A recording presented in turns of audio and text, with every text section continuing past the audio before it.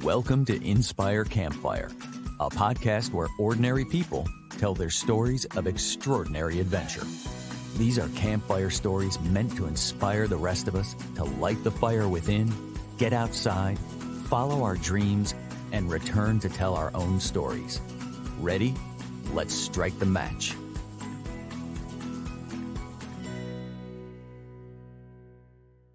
Welcome to the show. I'm your host, Scott Wurzbacher, and today our adventure takes place in the ocean as we swim with the sharks. Our guest is Jillian Morris, the founder and president of Sharks for Kids, an educational organization that brings together scientists, educators, conservationists, and professional videographers to help create and inspire a new generation of shark advocates. She's talking to us today from the Bahamas, the shark diving capital of the world and the place where she calls home. From a young age, Jillian heard the voice inside that called her to adventure when she first snorkeled with sharks as a kid. Choosing a non-traditional path, Jillian's story has allowed her to connect her passion for the ocean with her livelihood and purpose in serving others and the planet through shark education. Today, we're going to hear Jillian's story of studying the ocean and hopefully learn to gain a deeper respect for the marine animals to which she has dedicated her life. Jillian, welcome to the campfire. Thank you so much. I'm really excited to be here and chatting with you. Yeah, I'm super pumped for this conversation. Let's bring listeners up to speed. What is Sharks for Kids? Sharks for Kids is a nonprofit organization that is designed to teach kids and educators, parents, students of all ages, really, about these awesome animals, anything from their diversity, biology, ecology, and really get students excited, interested, and involved. We do that through online resources that are free. We take students out in the field with us, and then we also do outreach in classrooms, either in person and virtually. And really, all of that is to give kids facts about sharks and help them understand why they're important, why they're amazing, and always a call to action of how you can help sharks in the oceans. I love that. I want to talk about why they're important and why they're amazing. We're going to get into that for sure. I want to start, though, by kind of going backwards in time a little bit and talk about how you got to this place where you were able to create this amazing educational experience for kids about something that you love so much. Can you take us back and let's kind of start from the beginning? So yeah, I grew up on a lake in Maine in a really small town and spent as much time outdoors as possible. And luckily had parents that canoed, biked. My dad and I used to go on nature walks, and he taught me all the different trees and how to identify their leaves. And so I used to go horseback riding. All this stuff that I did was outside, and I really enjoyed it in the winter, skiing and all the seasons in Maine that I don't enjoy as much these days, but I did back then. And I think so having parents that really love the outdoors, we went to the beach. We weren't that far from the ocean, so we went to the beach, and I spent a lot of time kind of crawling through tide pools and snails and crabs and asking lots of questions, and having my parents drag me out because I was blue because the ocean was so cold in Maine all the time. And I think so it was always the ocean. It was always just a fascination. And I told my parents when I was 5 I wanted to be a marine biologist, and I think they probably were like, oh great, okay, it's going to be something different next week and the week after, and as kids do. But it didn't change. And then we used to go to Florida for my dad's work every year. And we went snorkeling and paddling on the Crystal River and out through the ocean. And I got to see manatees, and I got to snorkel with my first shark when I was 8. And at that point, I was just obsessed. So went to the library and got books and just started learning more. And that really just kind of set me up for, okay, these are really amazing animals, all of them, from that snail to that shark. And that just kind of, I think, really inspired the rest of the journey to always want to learn more. And then throughout life, as I've learned more, I've wanted to continue to learn more. And the older I got, my story when I started diving with sharks and studying them was very different than what I was being taught, what I was being told, and what people were saying to me. And so I think it really just ignited that, okay, yes, they're wild animals. Yes, they're predators, but there's more to them than that. How can I translate that? How can I share my experiences and give these animals a voice? I love this. I want to get into that. I want to go back first though to like telling your parents at age 5 that you knew you wanted to be a marine biologist. Like that's such a cool thing. Like so many of us at age 5, age 10, whatever, we're like, I want to be an astronaut, I want to be a marine biologist. We don't stay connected to it though. And then maybe, we get into later in life and like, oh, when I was a kid, I wanted to be. But for you, you knew you wanted to be a marine biologist and you stuck with it and you stayed with that path. And I just wonder, like, do you remember like those formative years of like being 5 all the way up through like, the difficult time of being a teen, being 12 and 13 and 16 and like sticking with that, like being a teenager, but also sticking with that passion. Like, do you remember that and what that was like for you? Yeah, I think it was just one, my parents definitely nurtured it and supported Yeah. it. So there were lots of books. And I just remember my mom bringing home this huge National Geographic book from a yard sale, and Sylvia Earle was in it. And so that was the first time. So it was really interesting for me to once see a woman that was doing this, because small town in Maine, we used to have somebody come to the school every once in a while. It was usually a man, brought some bats or, some owls or some sort of rescued animal, which was fascinating. But I just didn't really see anybody else. My parents weren't divers. Yeah. They loved the ocean, snorkeling. I had an old mask that had been my dad's. And so I think having parents that nurtured that, and then, we went on field trips and I went to the aquariums and, the schools, we did that. And my mom, it was usually a chaperone for that to support that, and then kept that conversation going. I did shift a bit in high school because I started playing basketball, and that Yeah. was really kind of my focus. So it was then like trying to find a school for university that I could play basketball and get the degree I wanted. But then I learned very quickly that does always line up. And I let the sports direct me, and then backtracked and went, wait a minute. I'm going to be able to do both, but I'm going to pick the school. I'm going to transfer to a school that has more of the education that I want so that I can continue to pursue this career. Because while basketball is wonderful, it's not going to take me, as far as a marine science career will. But I think a big part of it was always just learning more and having the ability and the support from my family to learn more and say, hey, there's a field trip. Can I do this? Can we try that? But it's definitely been a huge help having my parents support me in that. They said, right, if this is what you want to do it. Yeah, that makes sense. So it's a passion that was really nurtured, encouraged, supported. You were in a position to be able to kind of carry that into college and study. And before we get into the discussion about sharks, like I wonder if we can go there, just kind of talk about your education. You've had some very cool field experience as well. So I'd love to sort of dig into that a little bit. Can you tell us a little bit about your education and then getting into the field? Yeah, I actually, so when I transferred, I pursued, at the time, the university offered a behavioral biology. So Mhm. I was like, ooh, this is animal behavior. Why do sharks do what they do? How interesting. And it was actually in one of my animal behavior classes. I met a girl who was like, oh, my cousin has a research vessel in the Florida Keys. You should apply. They take on interns. And I said, oh, this is amazing.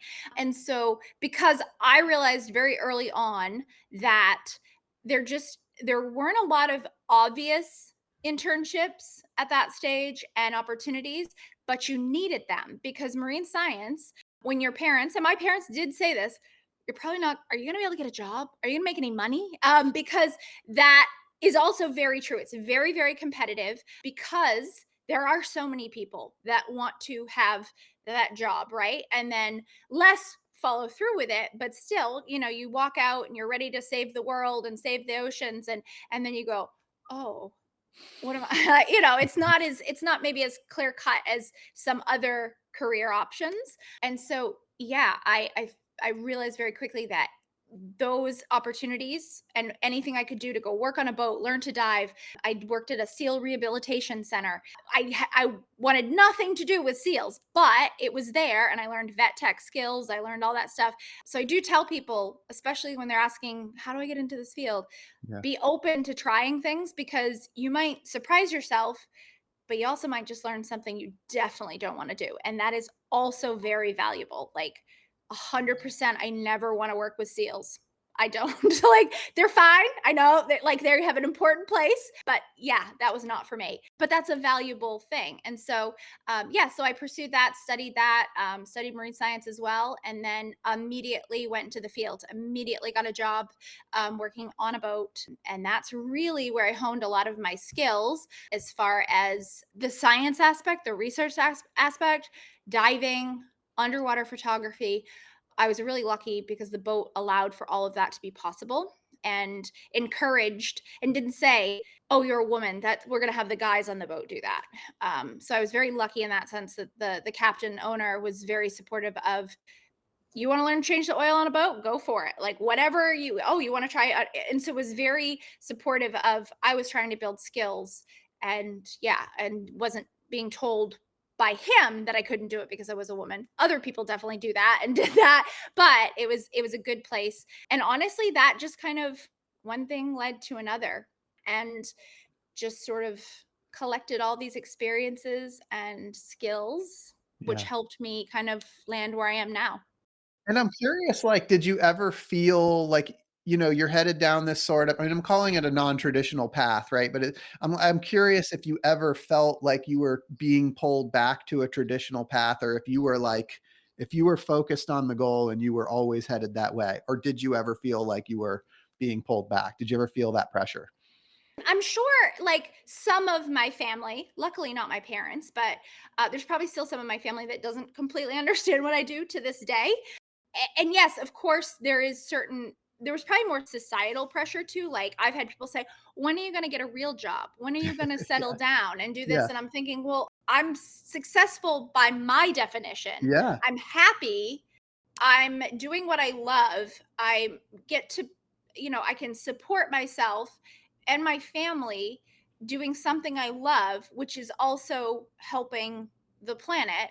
So I don't ignore my privilege in the place that I did have support from my family to do this, but I also just decided that I would be told, and I was told, "Oh, this isn't why are, you're the only woman. What are you doing? This isn't for you." Whether it was diving, the media, the science, like, this is what men do. We're not going to hire you because you're a woman. All of that, and I just decided that I didn't care what they said, and I was going to keep working towards it. And yes, did I get discouraged? Yeah, of course, it was hard.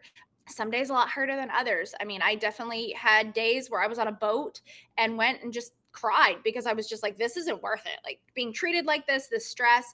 But then you come out, you wipe yourself off, and you go out and you just do it. And again, I thank my parents for giving me, they never said, "Oh, come home. Oh, don't do that. What are you doing? Why don't you get a real job?" Luckily, it was never them.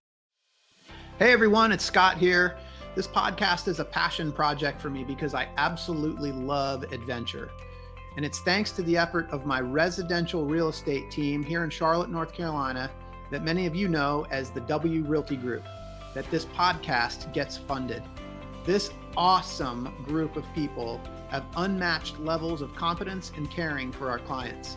If you know of anyone looking to buy or sell a home, our team serves the Charlotte, North Carolina market, but we can also help you find an agent anywhere throughout the US or Canada through our highly connected network. When you support our real estate business, you are also supporting this podcast. Thanks for listening, and thanks for your referrals. I love this, and you said something that really struck me, and I just want to point it out, and maybe we can go a tad deeper on it. But you just said, "I'm successful by my definition." And I think that's so important. That was such a cool statement that you made, because I think so many of us, like, sometimes get caught up in living somebody else's definition of success. And for you to just be able to say that matter of factly, like, it's amazing. I just wonder if you might be able to share a few more thoughts on that, and maybe even what that definition of success looks like for you. I think it's happiness. I mean, it's the job that I do now didn't exist. I didn't go apply for this specific job. I created it. It's not for everybody because it's been extremely hard work to get here, and it's not as consistent as what some people are used to. And I think for a lot of people, success is the 9 to 5 job. the house, the fancy Mhm. car, the fancy vacation, jewelry, whatever it is that you define, the things that you buy, right? The money that you spend things on. And even like my husband and I, we didn't wait till we were retired to get the house in the Bahamas. We said, right, this is what we want to do because this is where we want to be. How do we do that? What do we have to do to make that possible, to start living life on our terms? And we did that. And we, from everything from when we got married, and like I was older when I had my daughter, and people start saying, "Oh, are you gonna have kids?" and judging you on that and all, and because that's what their definition of what a woman success or whatever. Yeah. But my idea of it is I love what I do. I love the flexibility I have. I love the life that we've worked hard together to create. I don't have a 9 to 5 job. I am my own boss. I'm raising my daughter in an incredible place. And, my daughter was out seeing sharks yesterday and we were hunting for hermit crabs. And that's really incredible to me. And that is success, is now I'm sharing that with my daughter and setting her up to fulfill and follow her passions and her dreams, and letting her know that it's okay if it's different than what somebody else defines for you. Such a great role model for her. You talked about like in those first research opportunities, you're working on a boat, building skills, learning how to dive, like all of this. I mean, I just want to stop for a second. Like, what was it like for you to be able to work on a boat on the ocean? Like, I mean, it sounds pretty amazing. Yeah, well, I had always been around boats. My dad had a canoe building business, so canoes, kayaks. My dad had been a lobster fisherman before I was born, and Cool. so he was very boat savvy. And yeah, so I spent a lot of time on boats from a very young age. And my dad was also very much, you're going to learn how to tie knots, you're going to do all these things, and so I think I just had a natural draw for wanting to do that. I love being on the water. I love being in the water, but I love being on boats. I always have. I had moved far away from home, from Maine to Florida, to the Florida Keys, like Key West. So pretty much. And then I was in California. I went to Australia, I went to Indonesia. But I knew I had to do those things and take those opportunities, even if it was hard being away from home, even if those places were the challenges of field work, long days, rough weather. There is a lot of challenges in marine science and working on the water. Yeah, I mean, I just heard you talk about traveling like all over the world. You said Australia, and I mean, you're doing research globally. I'm curious, and then you talked about some of the lessons that you learned and the hard work. Obviously, it's not all vacation; it's not all sunshine and calm weather, right? But I Mhm. wonder if you could share maybe a couple of stories of your field research and some of the lessons that you learned. One of the big things is Mother Nature is raw and wild, and as much as we are have control over things and impact that, you cannot ever forget that. And she can change your mind whenever she wants, and weather can change. And so I think I've been in some really rough storms. I was on a boat filming a project, an episode of Whale Wars, a season of Whale Wars, and we got hit by a rogue wave. It was a 40-foot rogue wave and it broke Oof. part of the boat. Wow. And so that's something that I will never take for granted. And I'm probably a little bit overcautious now when it comes to safety and boats and having all the things, because I've seen what it can do and what can happen like that. So I think that is definitely a lesson that I've carried all the way through. And, I've been on dives where strong currents and you're being pulled, and this, Mother Nature, the ocean, it's raw, it's wild, and it's really, really important to always remember that. I mean, that's Mm. definitely, I think, probably one of the top life lessons that I've carried, and have had some really scary moments, and not by anyone's fault, other than Mother Nature Right. is Mother Nature, and things can happen. All right. Tell me, 40-foot wave that breaks the boat. What happens there?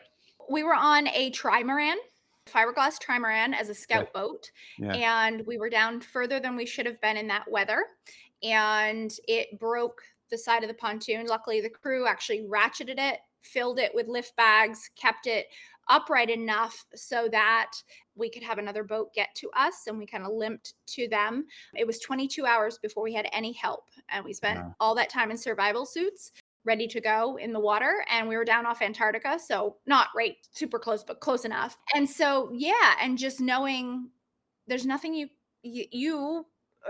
can't. I mean, I had a camera. I was filming the whole time, which probably helped me keep calm and focus on something else other than what was happening. But it made the national, like the global news, like, trying to sat phone my family saying, "We're alive. You're going to see some stuff on the news." Right. Like, Right. and so the other boat came and got with us, but it was too rough to transfer. So we had to stay on our boat and just, yeah, it took us 8 days to get back to Australia.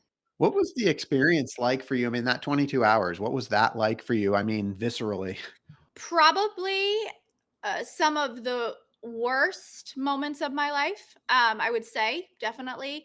I was with my husband, so we were at least together, but Yeah. we're thinking, like, did we make this the right decision to be doing this? There was a lot of anger at certain individuals that were involved for Yeah. sure, and then just helplessness Yeah. too. It's just, but then you sort of, I really was thankful for the camera because the camera almost was like I was watching it. It wasn't happening to me. Yeah. So I That's so could step interesting. back from it. And that may have not been healthy at the time, but it was right now But you're it helped you literally get going through it. into Yeah. get through it. And then I will tell you though, like as soon as we hit shore, like it was just, the adrenaline, the emotion, everything. Yeah, it was a lot in the system and something, I will always remember.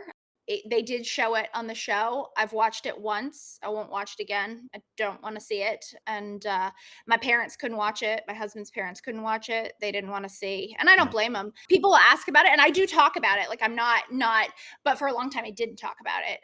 But then I think I've really again tried to take, what can I take from that? What can I learn from that? And how do I kind of take that and help me move forward or handle other situations differently, make choices for myself, for my family because of what we went through?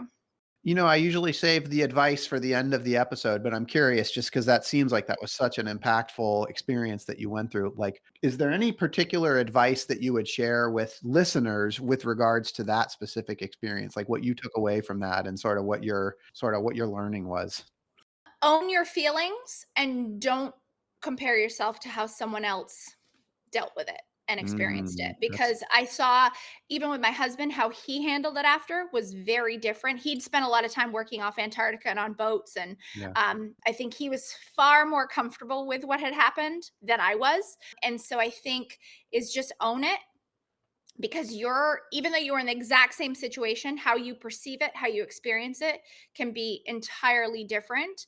And so I think don't compare to what somebody else feels or how they recover or process it because it's not going to be the same. That really taught me that as I was like, wait, we were all on this boat together. It's definitely bonded some of us on the crew. Like we still keep in touch because Yeah, you go through something like that, you're sort of in this club that no one wants to be in, but for you're sure. in.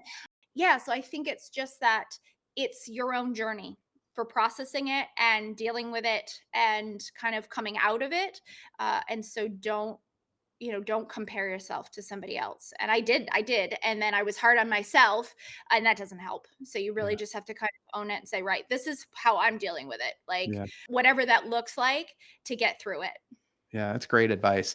So I want to move into like you getting Sharks for Kids started, but I don't want to gloss over completely Whale Wars because you had some time on that show, and I just wondered if you could just share a minute or two of that experience. How did that come to pass, and what was that experience like for you? And for those listening that aren't familiar with the show, maybe you could tell us what Whale Wars is.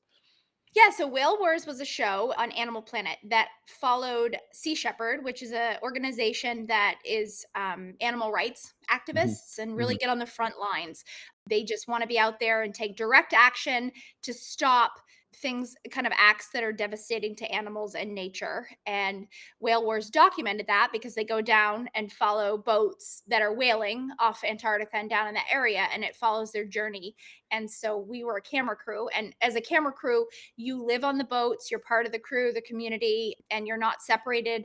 I know a lot of reality TV is staged and scripted. There was no, if you miss it, it's not, you can't ask anybody to do it again. And so it was very raw, which was cool. Yeah. It was fun. And some of the most passionate people I've ever met, people that had never been on a boat before, and now they're jumping on a boat and going off Antarctica. I mean, just even to me, I was like, whoa, that's some commitment. I mean, I had a lot of sea time before I did this. And it ended up, I think it was 5 seasons that aired. And then there was all sorts of stuff. The show got canceled after, or didn't continue, or they ran it in some different version or form. But yeah, and it just kind of captured the story. I did a season in the Faroes, and then the regular season down, headed towards Antarctica. And then, yeah, my husband had done 2 seasons in Antarctica and then one in the Faroes as well. So fun. I'll have to check it out. So when you and I spoke before this, one of the things that struck me about Sharks for Kids, you said to me like that starting that business was challenging, and I think the words you used were, I'm a scientist, I'm not a business person. So how do you go from being a marine biologist to creating a business? I guess I'd been visiting schools and talking to my mom's class Mhm. and students and stuff, and you have friends, oh hey, you work with sharks, come in and talk about it. And my best friend Derek at the time was doing similar, and we'd been to Australia to study. And then my husband at the time was filming and doing stuff and sharing his stories. And I had talked about for years, wouldn't it be cool if we had activities and curriculum and things to go with those talks? And I sat on it for quite a while. And actually, when I turned 30, my husband finally looked at me and said, why don't you just do it? We have a bunch of photo and video content. We have the resources. You have the experience. Like, let's do it. Do it. And I was like, okay, all right. And so spent a year building the website, filling out the nonprofit paperwork. We didn't have a budget to get a lawyer to do it. So myself, my husband, Derek, and our friend Donnie, who was the only person who had any sort of business. My husband and Derek, we're all marine biologists. And so we got a friend of ours that actually had run businesses, set up businesses and stuff, Yeah. and said, hey, do you want to help us with this? Because this is not in our wheelhouse. And we worked, and we spent a year building the website, the curriculum, the content, the program, the applications, all the paperwork, the legal stuff, everything. And that year I learned probably more than I have in a very long time, because I had to. There was no choice.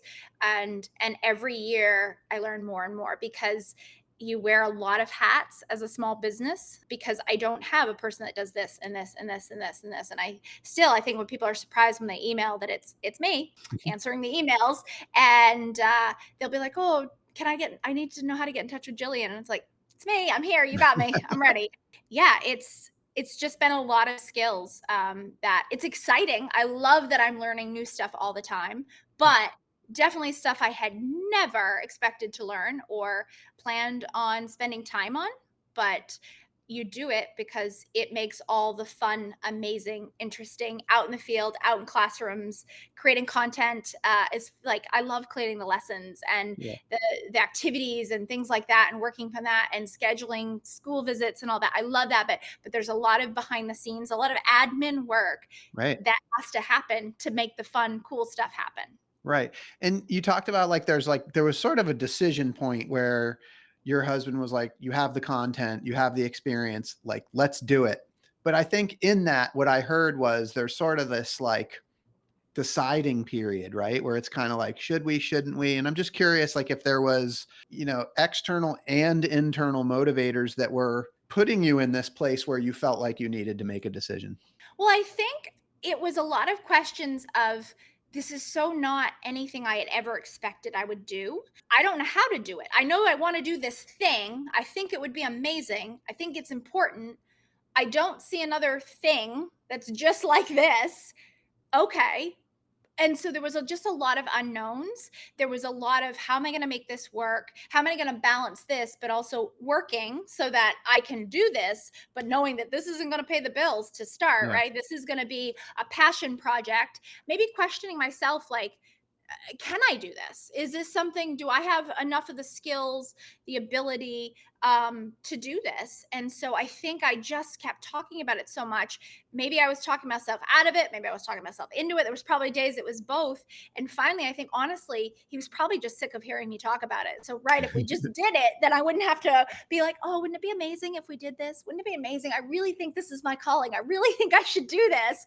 And then it was started to be a passion project. It was going to be something that I would do on the side that would just make me happy and would feel fulfilled. And then it just exploded really quickly and grew really fast, much faster than any of us expected, to the point that it was very quick where it became full time for me. And I Yeah. couldn't be doing much else because it was demanding my attention and my time. What was work for you like right before you started the passion project?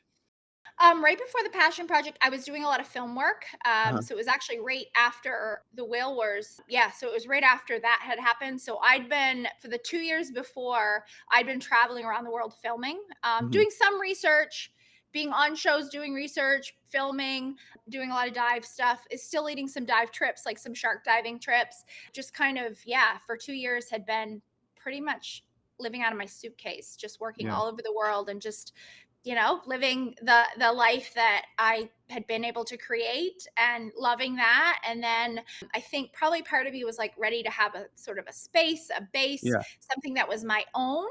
I liked the freelance lifestyle, but having something a bit more consistent, or something that, yeah, was really, I know it's so cliche, but really kind of set that, your soul on fire, the thing that you want to get up and you're excited about. And it was, this is what I'm excited about. I feel energized every time I teach kids about sharks. I just walk out of the room just ready to do anything and so full of hope that I knew that that was going to be what I needed to do. And so, yeah, I think it was just finally like, right, I got to at least try this and find out, because if I don't, I'm going to regret it.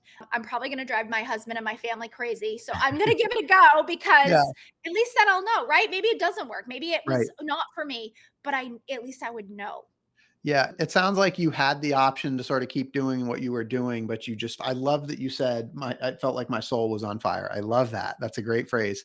And so you did step across the threshold and into this adventure. When did the passion project turn into a business? I think it kind of was a business right from the start. I didn't think it would be, but it had to be, because a Mhm. nonprofit is a business. So I think that happened immediately because I had to. It probably took about 2 years before I was like, oh, okay, this is taking more of my time than I have available. And I'm up at all hours. I'm working late into the night. I'm up early and I'm doing, Skype virtual lessons at 3 o'clock in the morning because I'm building our virtual program and I'm talking to kids in Australia. And so it just got like, this is just, it's so much time. All right, I have to figure out what do I have to do now so that this can be full time. In terms of Sharks for Kids, and before we move into the sharks themselves, like I'm just curious if you can think of like some experiences that you've had like with kids and sort of any sort of transformations that you've seen in the kids, or light bulbs that have gone off, or like energy, like just the kids just kind of like saying oh wow and getting excited about it because of this program that you've been able to give them. It happens a lot, which is really cool. I Yeah. think probably some of the most amazing and pronounced are when we do field trips in the Bahamas. And some of these kids have never been on a boat. They don't swim, their families aren't, there's a lot of, for a community that relies so heavily on the ocean, there is a bit of a disconnect. Tourists come here. A lot of times we see places where tourists visit. The local community isn't necessarily always as involved in those ocean activities, diving, things like that. And so making that accessible, because I was like, right, the Bahamas is incredible. People come from all over the world to dive, to film, to, make TV show, all this stuff. But these kids aren't getting to see that. How do we change that? Right. So getting these kids out, and you have kids that don't want to get in the water at all at the beginning Mhm. of a field trip. And by the end, you're dragging. You're like, we got to go. Your parents are Yeah. going to be like, we have to go. And I love that. I think that's incredible. And it just shows you how quick having that actual firsthand experience, and some of the teachers that chaperone them too, like they're like, oh my gosh, I had no idea. And now they're in and they're snorkeling. They didn't even want to leave the beach, but now they're snorkeling. And, it's really incredible that that change can happen so quickly. And it's because they actually get to put their face in the water and see these animals and see the ocean, and it's theirs. It's their moment, it's their experience. And I know some of them will carry that through. Some of them now, the students we worked with now work for the dive shop. They're ambassadors for these animals for the Bahamas, and they have these incredible jobs. And they're now, the sense of pride in being able to do that in your home country and celebrate these amazing animals. That to me is just so special that now we've come full circle, and now I'm going out diving with these kids, and now they're leading the dives and doing the briefings and teaching everybody about the sharks. And I think that's really, really special. And that to me are those moments that it's just like, oh man, even on the hard days, it's like that's happening. That is incredible. And that's how change happens. That's what's making a difference. And it's impacting the whole community because they're talking, they're sharing, kids are talking, families are talking now. And I think it's really making an impact. And being part of that is really, really special. Well, your website says that part of the mission, or the mission, is to create and inspire a new generation of shark advocates. And what you just described is exactly what you're doing. I am curious, for the field trips and things that you do, are you working with local kids, or are there people that are traveling in from other places? It's all locals. So we Yeah. partner with the Bimini Scuba Center. They're a local Okay. dive shop here, and we partner with them to get these kids out. So, and we do usually 4 to 5 field trips a year, and it's small. There's 3 schools, well, a primary, high school, and then a private school, and we do this for in this because the high school here is 7 through 12. So it would be kind of what you would consider middle and high school students that go on the Yeah. trips, and go in and talk to the kids every year, all the grades. And yeah, so it's for local students. And yeah, we partner with a local dive shop, so the boats, we can go out to the sites that they go to for normal trips, but now Yeah. the kids are getting, and it's free for the kids, it's fully funded, they don't pay a dime. And we've also done it for teachers. We had a teacher trip last year, so the whole staff from the high school went. They were finally like, we all want to go, this is awesome. And that to me was also a huge success. Now the adults all want to go do this. All right, Jillian, let's pivot. Let's talk about sharks. And let's just go straight to, like, what is it that you love about sharks? What intrigues you so much about sharks? I think they're just fascinating. I don't know. I learned so much about them. They're so misunderstood, and they're really a remarkable creature. And every time I'm in the ocean in general, I feel very lucky. I love it. It's an incredible place. It's quiet. There's this sense of peace. But then when you add these big, beautiful animals that you actually get to share the space with, it's really incredible. I don't even know if I have the words for it. It's just, they're such a fascinating animal. And to be able to be that close and to see them in their world on their terms is really, really unique. And it's every time is different. Every single time is different. You might see the same exact sharks, but the experience is different every single time. That's fun. It's exciting. Yeah. It's interesting. You said fascinating. I wonder if you might be able to describe what fascinating means. I think it's a bit mysterious. It's a Mhm. bit just in awe of what they Yes. are, what they can Mhm. do, for how long they've been around. If people don't know, sharks have been around since before the dinosaurs, since before trees. How can you not appreciate an animal that's been around? Yes, they've evolved. Yes, not the same species, but I think if you can't, if even if you don't like sharks, you gotta appreciate that's pretty awesome. Yeah. Yeah, and you don't have to love something. I get it; they're not cute and cuddly, and it's not an animal that everyone loves. And you don't have to love sharks, but you can respect that them and understand how important they are for keeping oceans healthy and balanced, which affects all of us, no matter where we live. So you don't have to love them, but they need your respect, and they need you to understand that they have an important role that actually does impact our lives and the oceans, no matter where we live. Yeah, and you used one of my favorite words, which I've talked about with many guests on this podcast. It's the word awe. And the Mm, definition that I most love is a reverential respect mixed with mhm. fear and wonder. And I feel like that's very fitting for this discussion and for the shark. And Yeah. one of the things that we talked about a couple week or so ago when we first connected was the idea of, like, I asked you, I mean, I think there is sort of a general, maybe this is a generalization, but a fear about sharks, right? Mhm. And your response was They're not to be feared, they're to be respected. And I wondered if you could just kind of share a little bit of wisdom on that. I think people fear the unknown, right? And we're taught to Mm, fear things with teeth, and that can be, and they've been portrayed as monsters in media, big snakes, alligators. Maybe that natural fear that animals bigger, either we run away from them, and so I think there's probably some instinct in there. The ocean's vast; it's a huge place. I talked about the raw wildness of it, and so yeah, I understand why people are fearful. Bites do happen. It's very rare, but it does happen.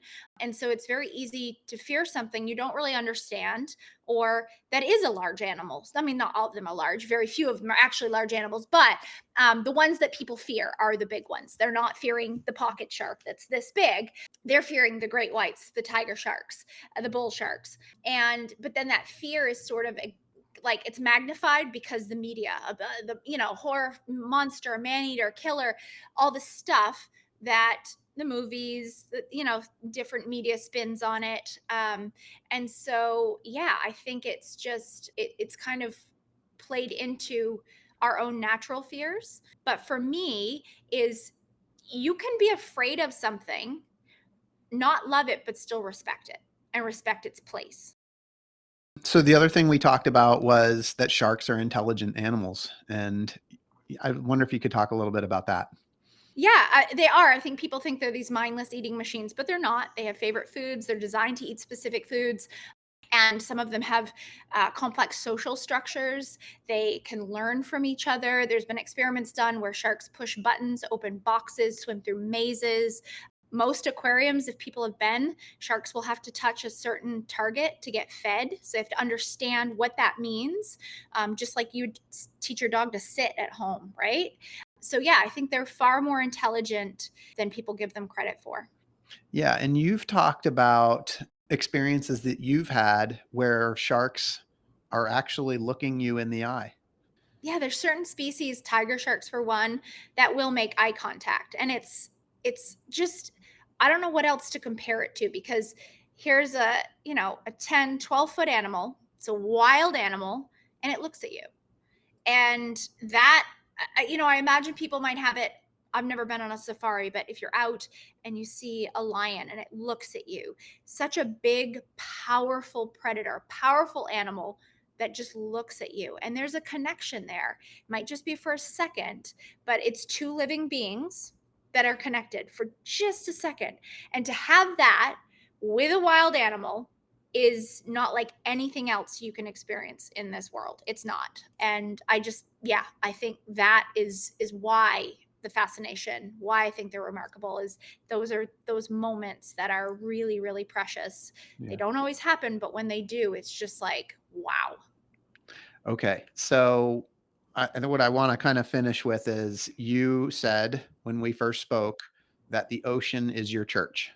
And you just talked about that connection that you make with an animal, even if it's just for a split second. I wonder if you could try to describe, you said it's like nothing else in the world. I wonder if you could try to describe what that feeling is like for you when you connect with an animal like that. I think it's almost a sense of understanding, a sense of respect. Like we're both in this space. Hopefully, the shark understands I'm not a threat. I'm not threatening it. It doesn't feel threatened. I don't feel threatened. But we're just sort of sharing the same space, the same moment with no common language, not much really in common at all, other than, we're living beings. But in that moment we're sharing that space and that connection. So yeah, I think that that's what makes it really, really unique, is it's simply two kind of living things that are extremely different, but sharing that moment in time, that space together. And that I think is just, it reminds you of just how much bigger everything is, and we're just a Yes. small little speck, and that's two small little specks have managed to find each other and Yeah. connect in everything that's happening in this big space, this vast, endless space. When you think about it, it's crazy that it even happens. Yeah. So the ocean is your church. What happens to you when you're in the ocean? It's where I go when I'm sad. It's where I go when I'm happy, when I'm need to think out loud, when I need to reset, and it's quiet. I have a 3.5-year-old. She's busy.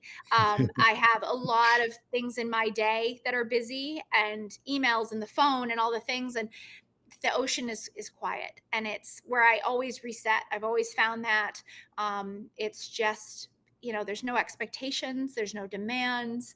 And yeah, for me, it's just yeah, a way to connect to something that is much bigger than ourselves, and to just have that time to do that. And it's a very simple thing, but it's really profound, I think, as Mhm. far as what it can do, and to feel that connection or that grounding as well. Even though it's not the ground, it's water. But Yeah. yeah, and I think, they've done all these studies with how beneficial water is, the blue Yeah. mind, and all this stuff. And I 100% that's true, because I feel my happiest moments, and where I really feel sort of peace, make sense of things, Yeah. is in the water. Humans are, we're land creatures, right? And when we get in the water, I'm just curious, when you're in the water with all of your experience, do you feel like you're an observer, or do you feel like you're part of the ocean and the environment? And yeah, I'm just curious your thoughts on that. I try and be part of it. I like to think, the animals are allowing us to be there. And so you are part of it. Certainly when I'm free diving, I feel more part of it, because I don't have all the other gear.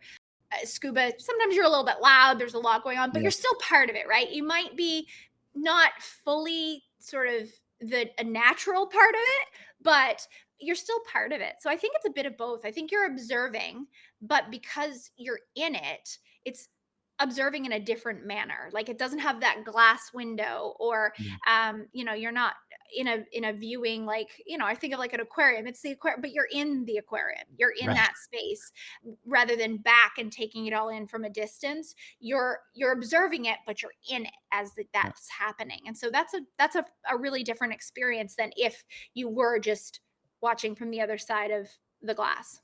Yeah. You're a conservationist. I mean, just based on what you're doing, like you're in that space and you're educating people. It's awesome. I'm curious, as we sort of wrap up, like, what do you want people to know about sharks, the ocean, and the planet? I think what I want people to know is sharks are important, and they need our help now. Over 100 million are killed every single year. More and more of them are moving towards becoming endangered species, and they're extremely important for healthy oceans. And that affects all of us, no matter where we live. We're getting, things from the ocean. And I think it's hard to understand that concept if you're living in the middle of the country and you don't see the ocean. It's hard to, Yeah. and I don't blame people. It's hard to kind of understand something if you're not right there. That can be a big concept. But I think the time is now for a lot of things that are happening on our planet. Is we have to make better choices, and doing things to help our oceans. There's climate change, there's plastic pollution, there's all these things, and it can be very overwhelming. But simple actions do make a difference. They really do. And we need everybody to make simple actions. We don't need everybody to be perfect and do all the things. We just need people to do one little action. And just understanding that you don't have to love sharks, but you can respect and understand why they are so important, and that the time is now. We have to act now before these animals are gone. How can people find out more about the work that you're doing, connect with you, or support what you're doing? Yeah, so Sharks for Kids, and it's the number four .com is our website. It has all our information, our social media pages, our projects. You can sign up for a newsletter. We do updates on what we're doing, share new resources. We're always creating new content, ways to get involved. We do have a volunteer program, and we are a nonprofit, so people can donate to support. That's always appreciated for any nonprofit. We're always trying to secure funds to be able to do the work we do, and everything is on the website, and you can find out more. Awesome. Sharks, the number four kids.com. Jillian, you, since you were 5, knew you wanted to be a marine biologist. I'm curious, like, for people that they feel their passions, but maybe they didn't know when they were 5, or maybe they did and they didn't follow that path. What advice do you have for people in terms of following that path, even if they didn't know as early as you did? It's never too late.